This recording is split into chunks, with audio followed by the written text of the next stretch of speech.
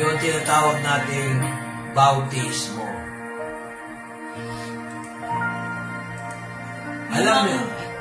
Ano? Yung mga magpapabautismo, sa inyo to.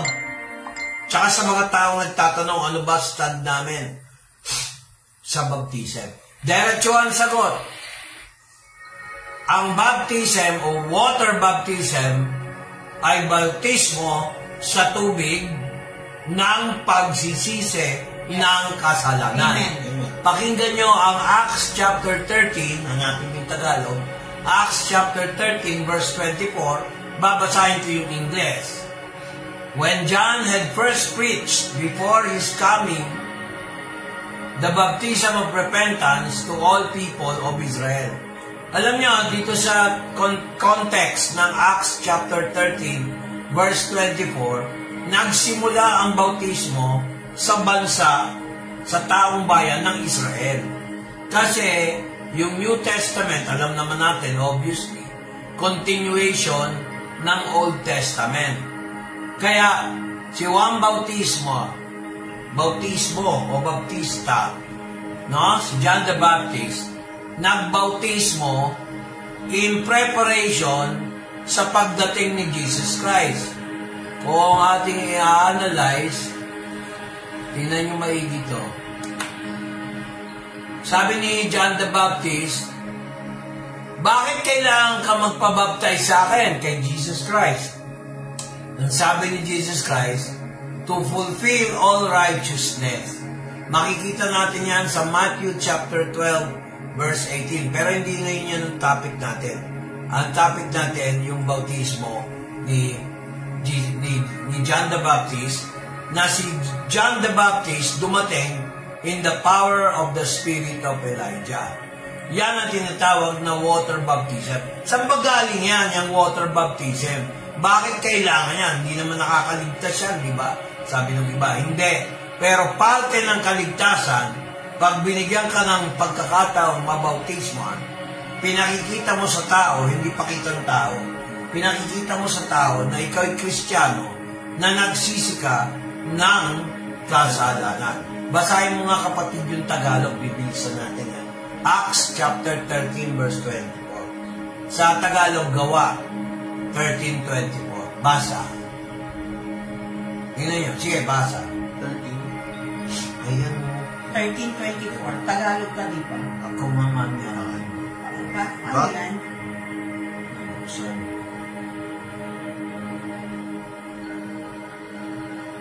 Yan. Nakuksan ko na nga. Okay.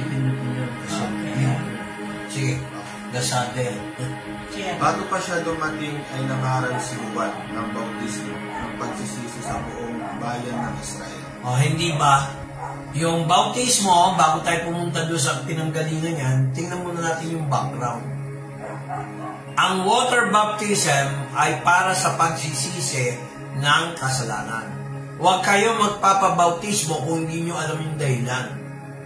Kasalanan nyo. Bakit? Gusto lang nila ilubog. Gusto lang nila maligo.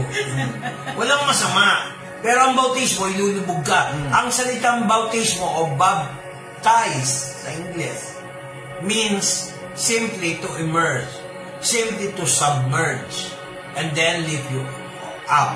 Whether it's a person or an object, bawa ito yung tao, nilubog mo, inakon mo. Yun ang bautismo. From the Greek word baptizo.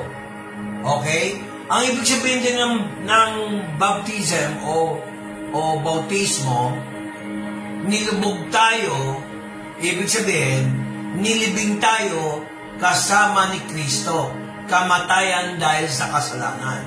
Ngayon, babangon tayo ulit para mabuhay mula sa kamatayan sa kaluwalhatian ng Ama. Pakibasa nga yung Tagalog, kapatid, na din yung Romans 6:4.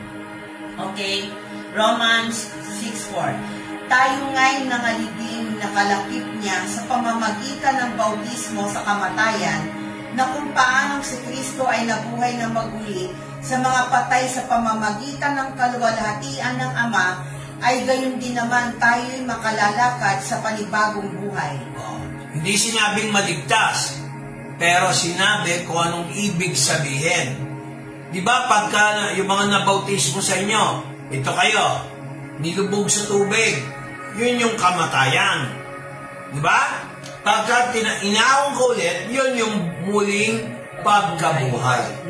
Walang pinagkaiba nung panahon ni Noah. Sabi ng Diyos, gugunawin ko ang daigdig sa delubyo o sa baha. Namatay ang mga tao. Isipin nyo, kapatid, no? Isipin nyo, 40 days and 40 nights, umulan, walang tigil. Grabe yun. Yun lang umulan sa Cebu. Ang dami nang namatay, mga kapatid. Ngayon pa kaya? You can never tell.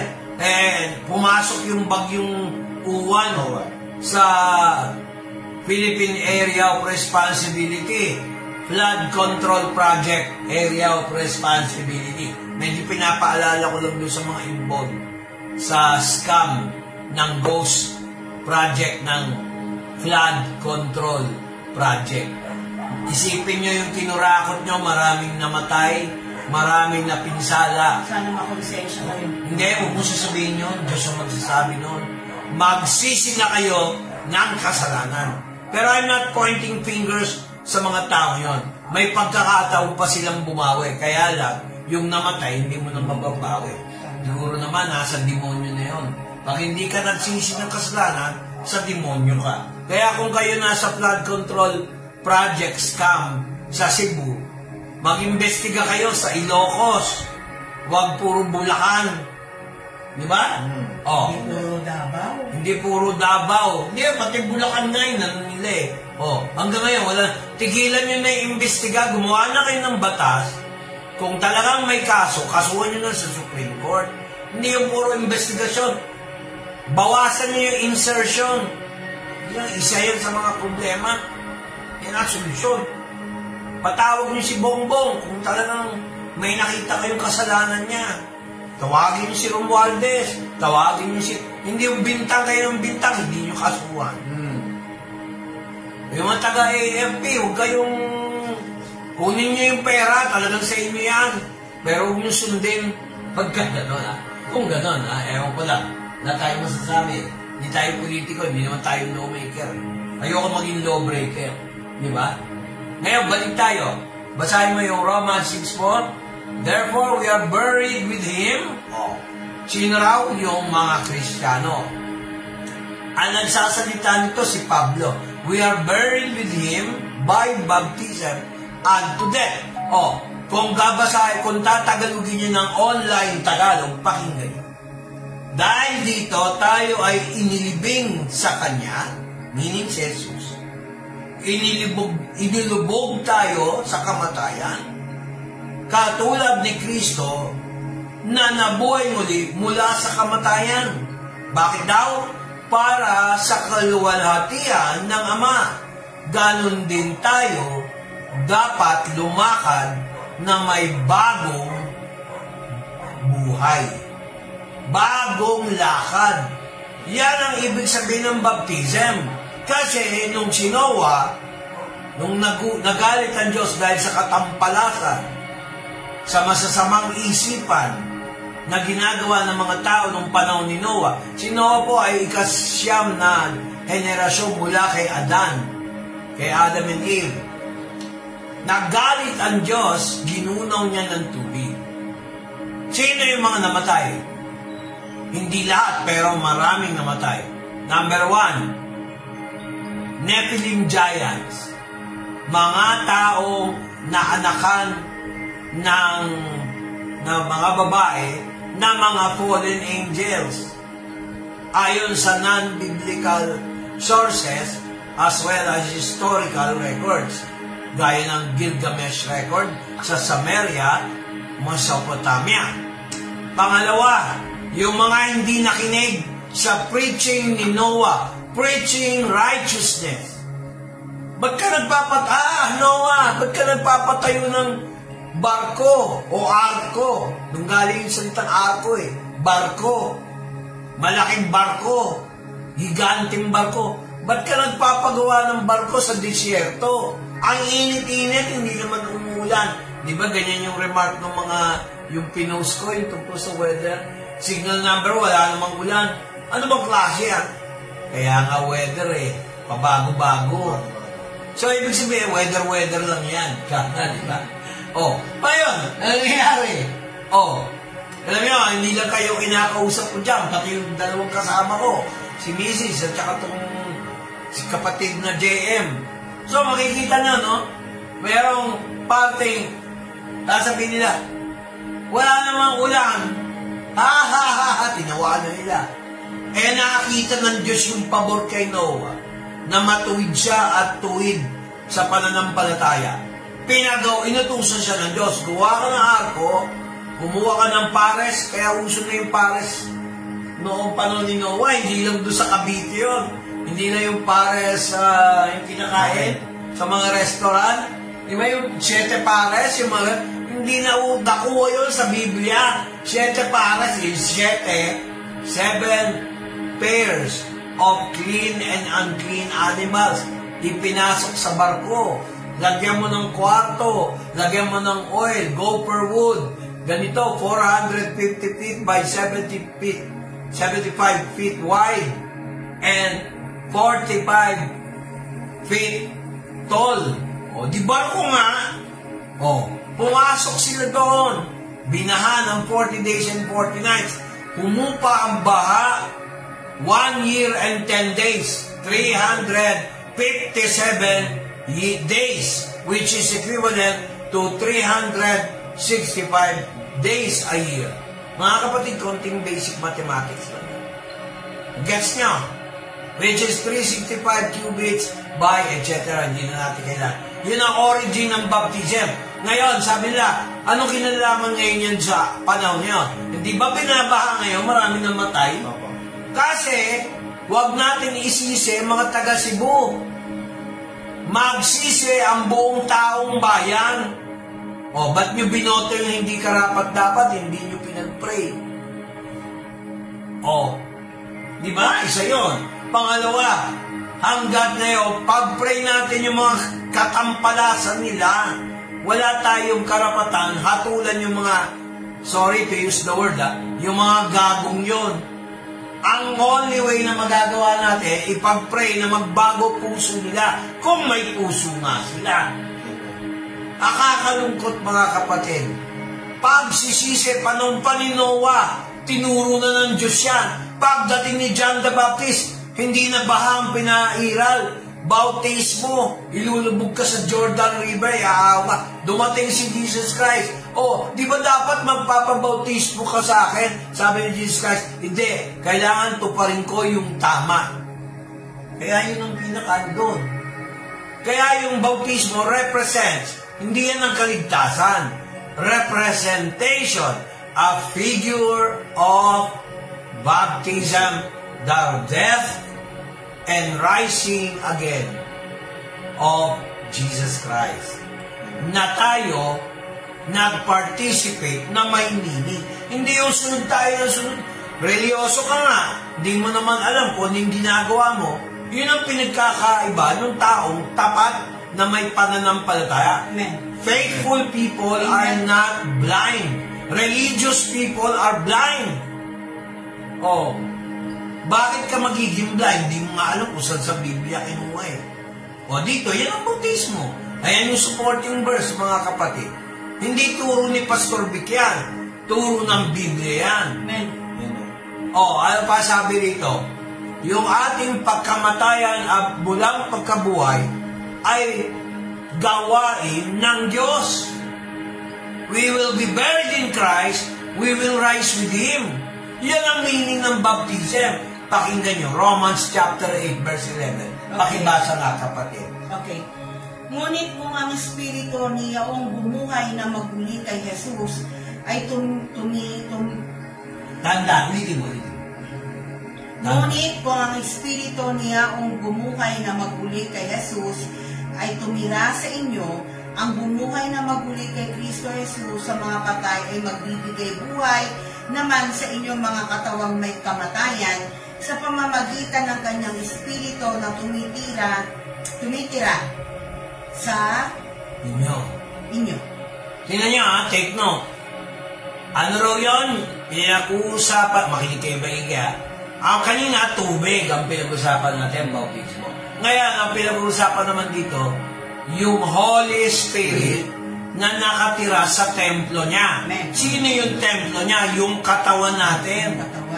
Yung katawan natin, templo ng Banal na Espiritu. Tayo'y, dahil kay Kristo, inilibing tayo kasama si Kristo sa kamatayan. Dahil nga sa kasalanan eh. Pero, hindi ibig sabihin, pag nailibig tayo, hindi na tayo mabubuhay ulit. Yung ding Espiritu na bumuhay kay Kristo, siya rin ang Espiritong bubuhay sa atin sa pamamagitan ni Jesus Christ. But the Spirit of Him raised up Jesus from the dead dwell with you. He has raised up Christ from the dead, shall also quicken your mortal bodies by what? By pastor? Hindi. By His Spirit that dwells in you. Kaya huwag kayo maniniwala, pag may sakit kayo, hindi kayo gagaling.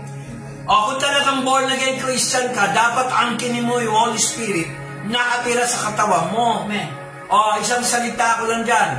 O, may mga, hindi ko nababanggitin yung pangalan para naman makatawanan. O, yung may nagtatai dyan. O, huwag kang kumain ng mamantika. Uminom ka ng Flagyl.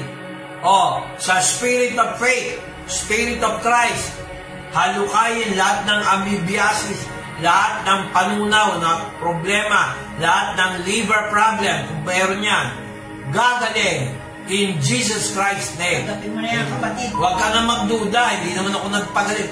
Yung Holy Spirit nasa iyo. Mag-comment kayo dyan para naman may exciting, hindi ako napapagod. Kami ni tatlo dito, nag-dress rehearsal pa kami sa studio, di ba?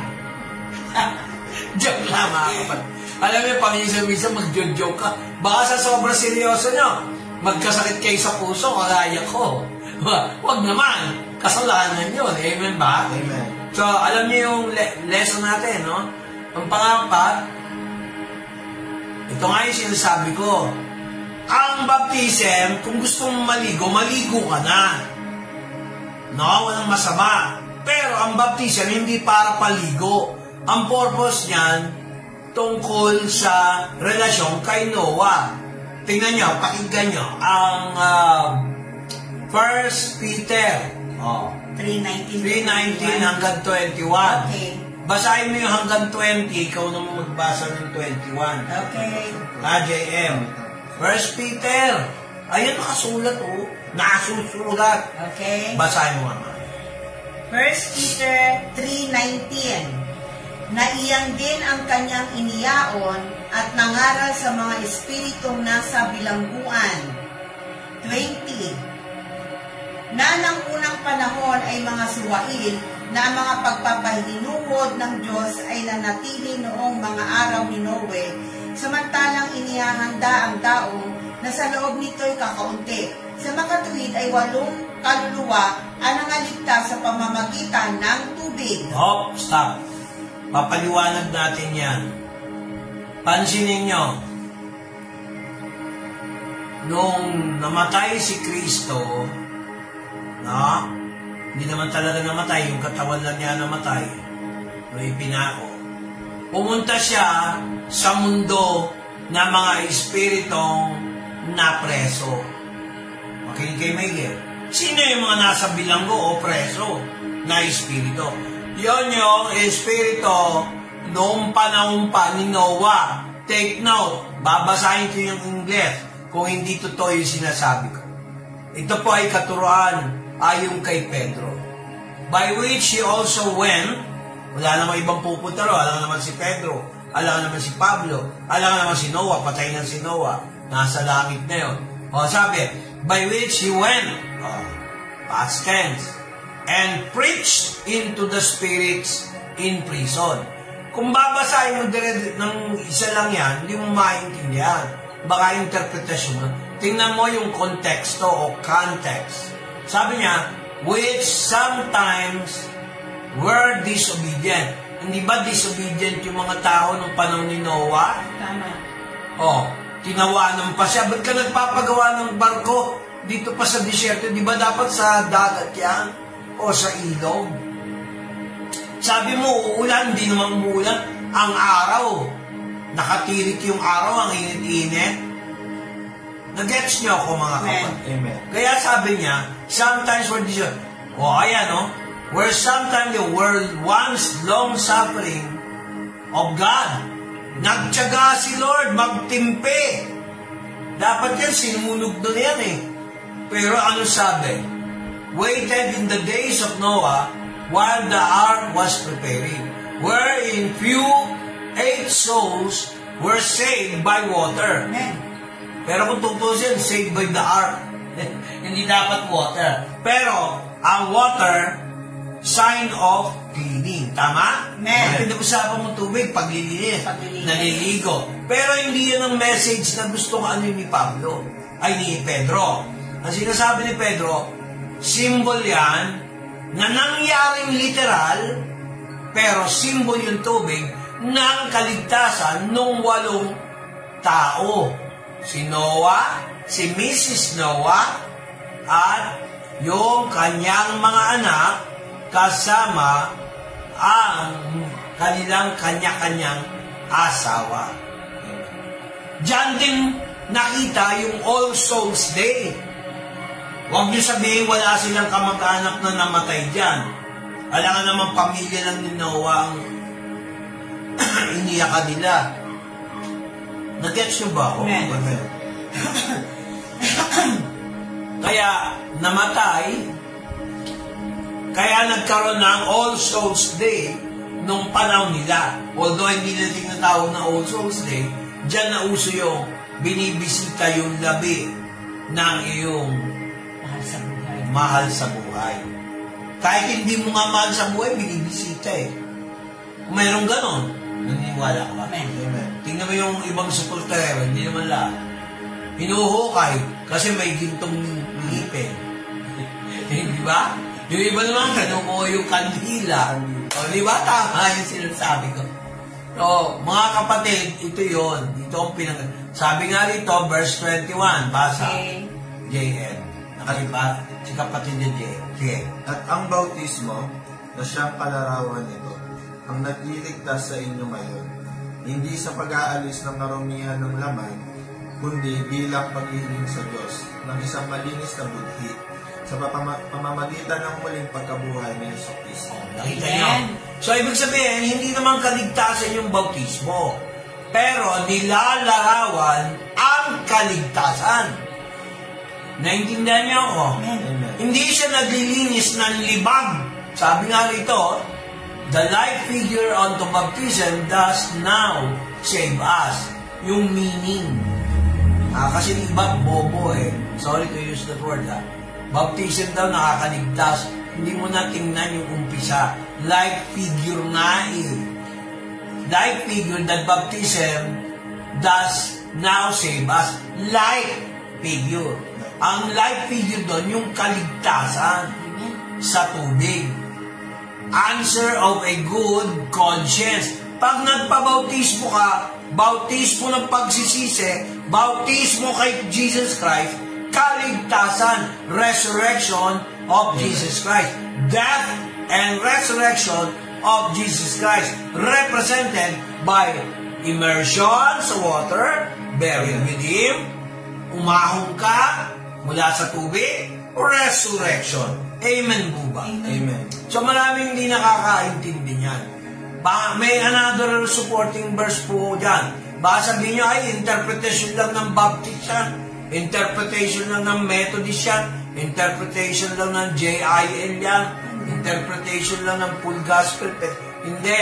Mismo ang Bible nagtuturo. Pakinggan nyo. Ito nagturo si Pablo. Dito nagturo si Pablo sa mga taga-Epeso. Ephesians 5:26 na, kapatid. Okay. That they might Upang kanyang pakabanalin ito na nilinis sa pamamagitan ng paghuhugas ng tubig na may salita. Take note. Na may salita. Hindi tubig na literal Di ba? Oh. Naintindihan niyo ba? Amen. Totoo. Katulad ng nanganganak, para doon sa mga taong nakaranas manganak na babae. Siyempre, lang naman lalaki. Nanganak. Oh, di ba ang baby, bago ipanganak, nasa loob ng tubig? Yes or no? Yes. May tubigan. Oh, ano yung umbilical cord? Daanan ng nutrients at saka hangin. Water and spirit para mabuhay yung baby sa sinapupunan. Pag-release, sisingaw yung tubig, mawawala, tatanggalin yung bata sa bahay bata, gugupitan yung pusod, yung umbilical cord. O, kasi nalagyan na siya ng water and spirit, nabuhay muli. O, mga kapatid, maraming proof ng Biblia kahit sa logical sense, sa science, katulad ng panganak, related dito. Figure nga eh. Cleansing, washing of the water by the Word. Hindi yung tubig mismo. Pero sabi doon sa isang talata, saved by water. 8 souls were saved. Naalala niyo yun?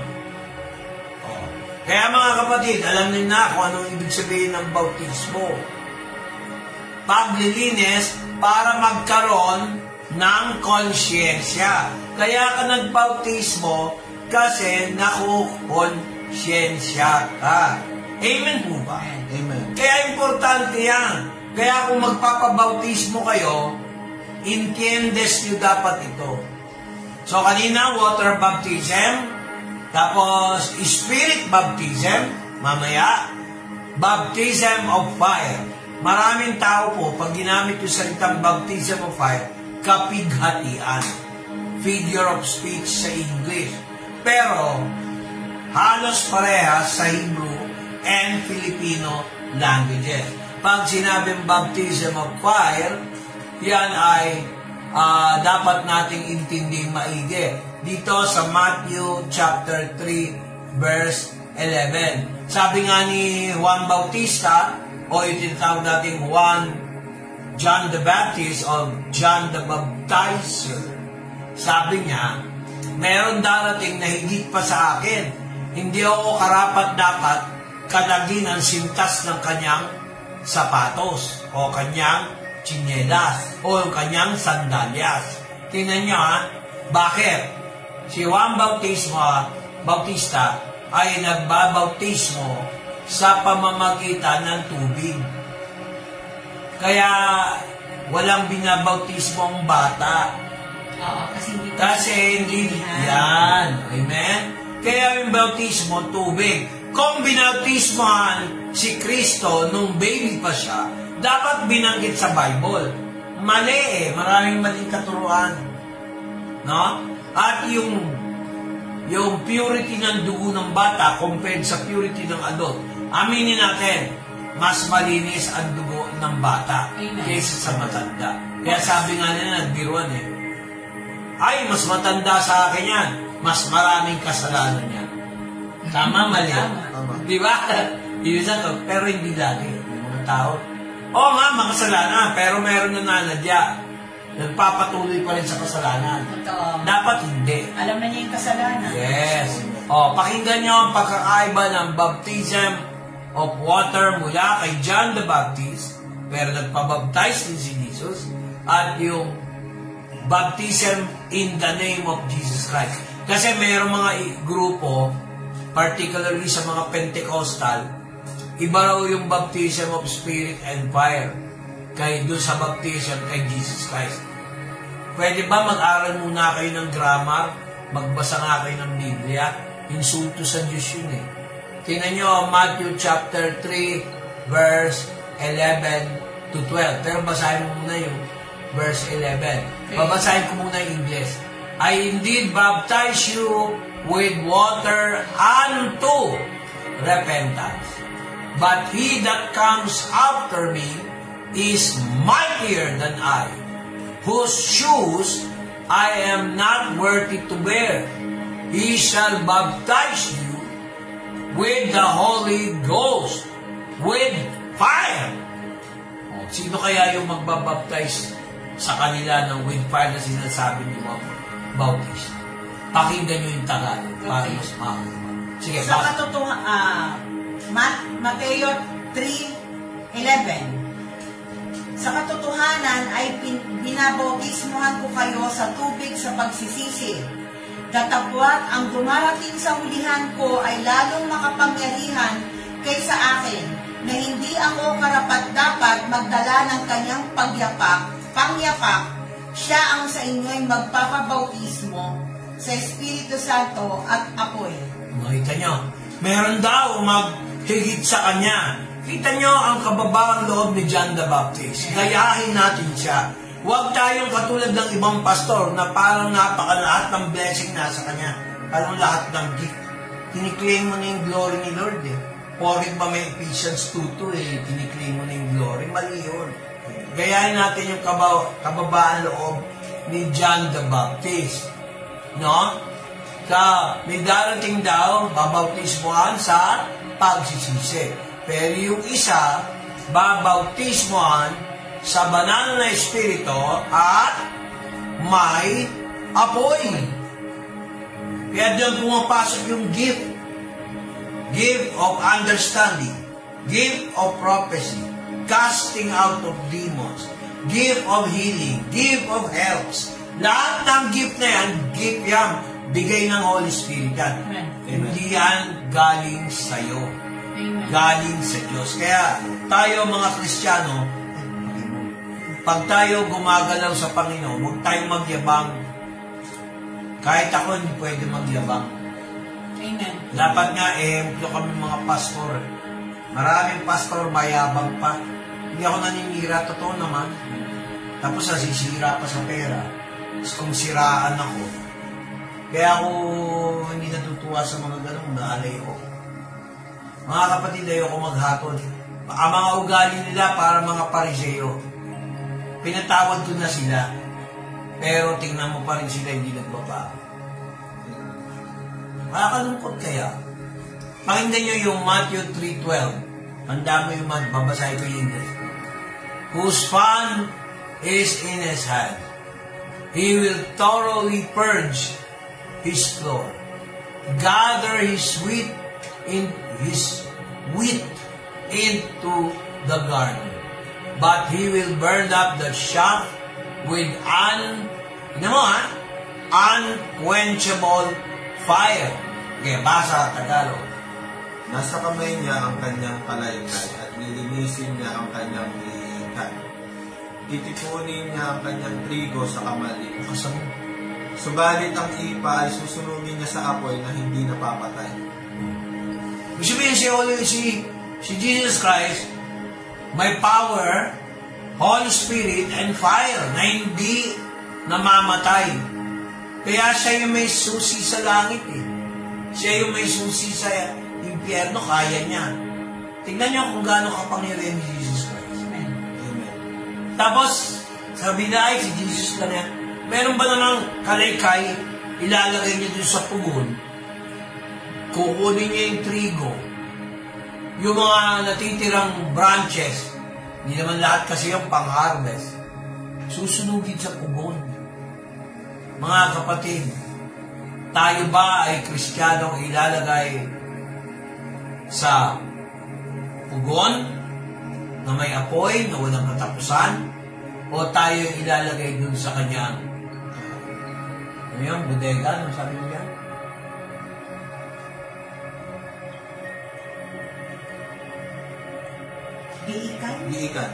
Giikan. Lalagyan. Diba pag pumunta kayo ng bukid, yung mga magsasaka, may lalagyan ng sama-sama yung damo sa isang lugar, tapos yung lalagyan ng bigas o trigo o sa Israel yan o sa Saudi, ilalagay doon sa isang lugar. Ganun po ang nangyayari. Sabi niya, sapagkat si Juan, ilalagay, thoroughly purge his floor, gather his wheat into the garner. Wheat, parang Quaker Oats, di ba?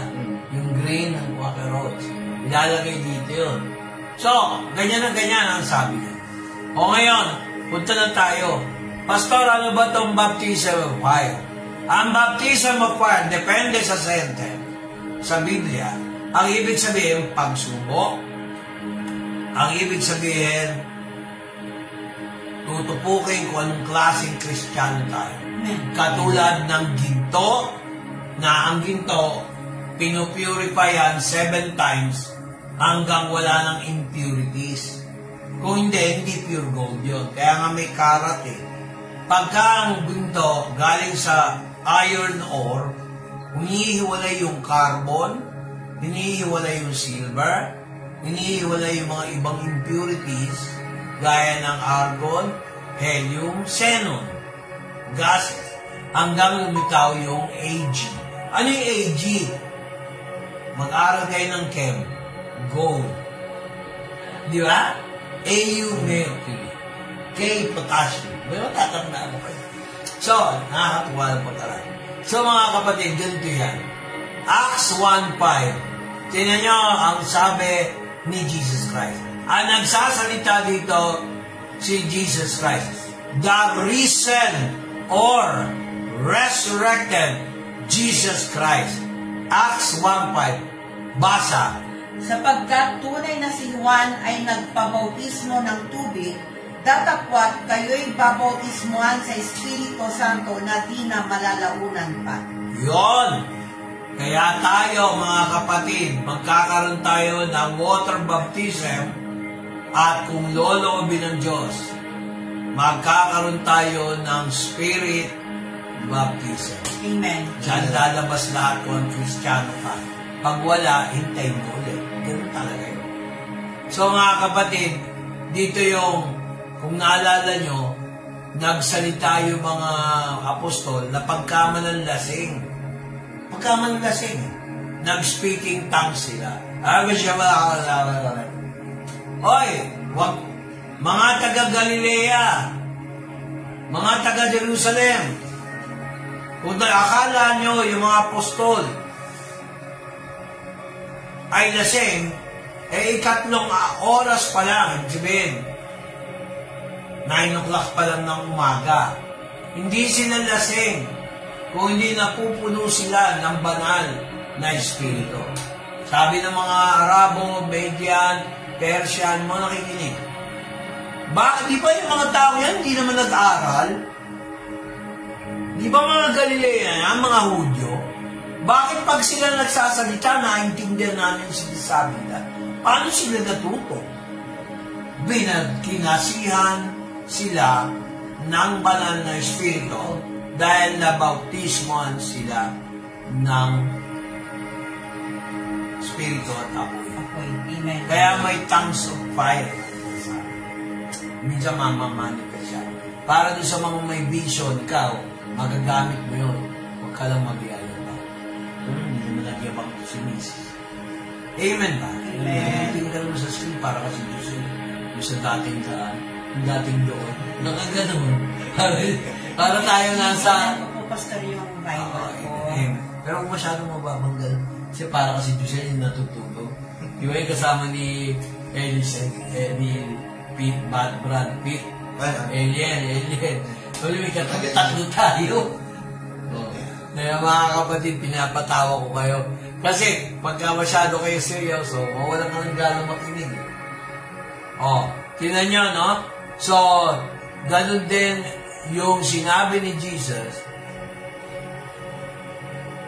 Sabi ni John the Baptist, sa John chapter 1, verse 33, alam niyo ba, pag binautismohan kayo, no, sa pangalan ni Jesus, hindi naman tayo nagbabautismo sa pangalan ni Juan o sa pangalan ni Pastor.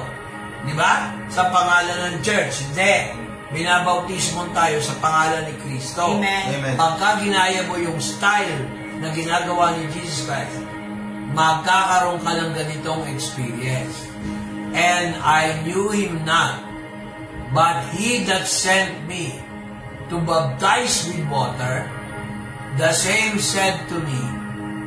Si John the Baptist mismo nagsabi kay Jesus Christ. Ang nagsasalita rito, ayan, whom thou shalt see the Spirit descending, remaining on him, the same is he which baptizes with the Holy Ghost. Ibig sabihin, ang Spirit pala, pwedeng makita rin pala. Kasi sabi ni Juan Bautista alam nga namang ako nagsabi niyan. Basahin yung Tagalog kung hindi totoo siya. Minsan pala, ang Spirit, ang Holy Spirit, Holy Spirit, nagsasalita o bababa o gagalaw, minsan pala, nagmamanifest yan. Kung yung multo nga, pinaniniwalaan nila, nakikita yung pang Holy Spirit. Nag-gets nyo ba? Kaya huwag kayong basa ng basa, hindi iniintindi.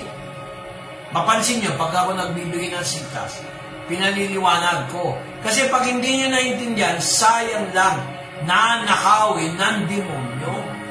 Kaya may higpit ako dito, gusto ko naiintindihan. Hindi ko pinatatagal yan. Naiintindihan niyo ba ako, mga taga-subaybay? Kaya sabi niya dyan sa 1, Kabanata 1, talata 13, ay 33. Basa, sige.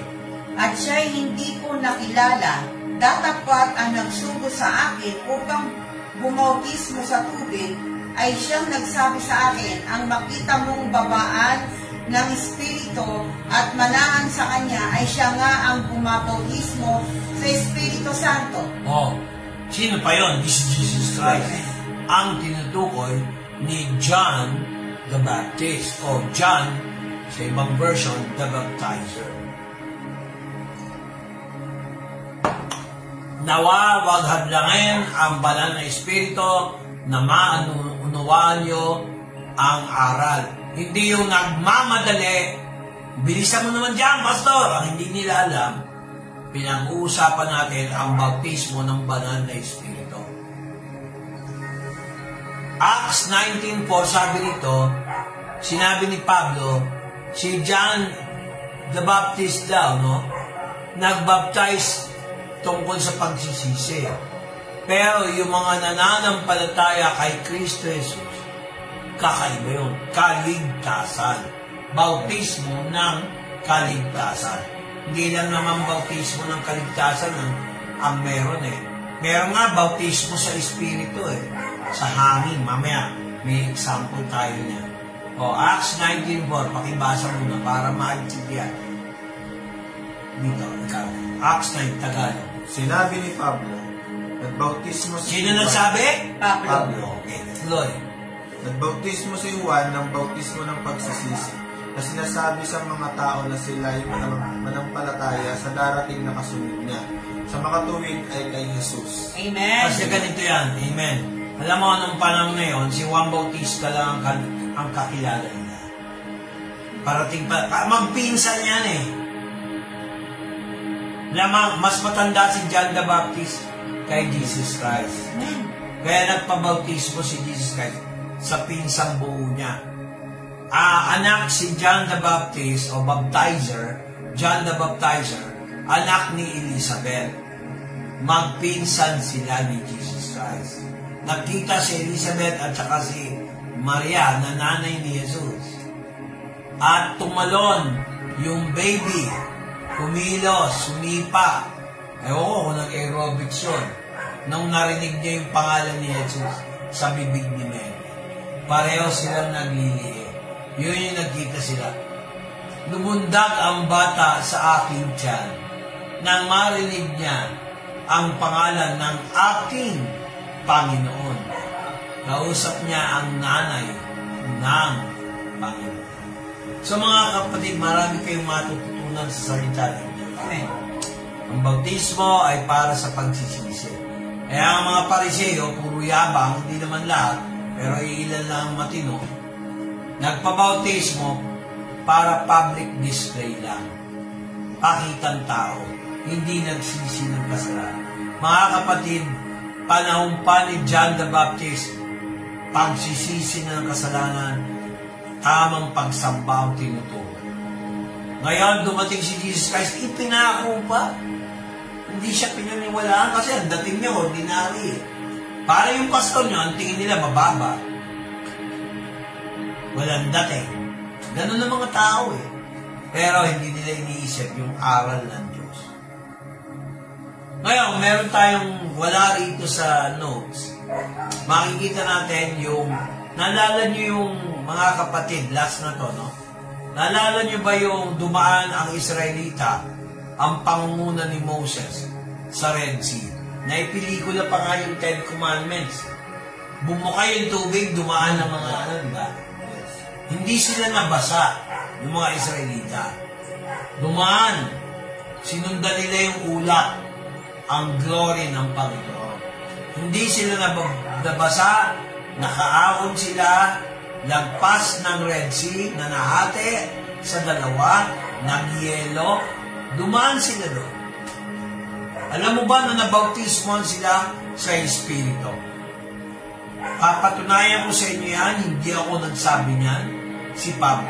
Hindi tubig, hangin, Espiritu. 1 Corinthians chapter 10, verse 1 to 2, kasi wala rin.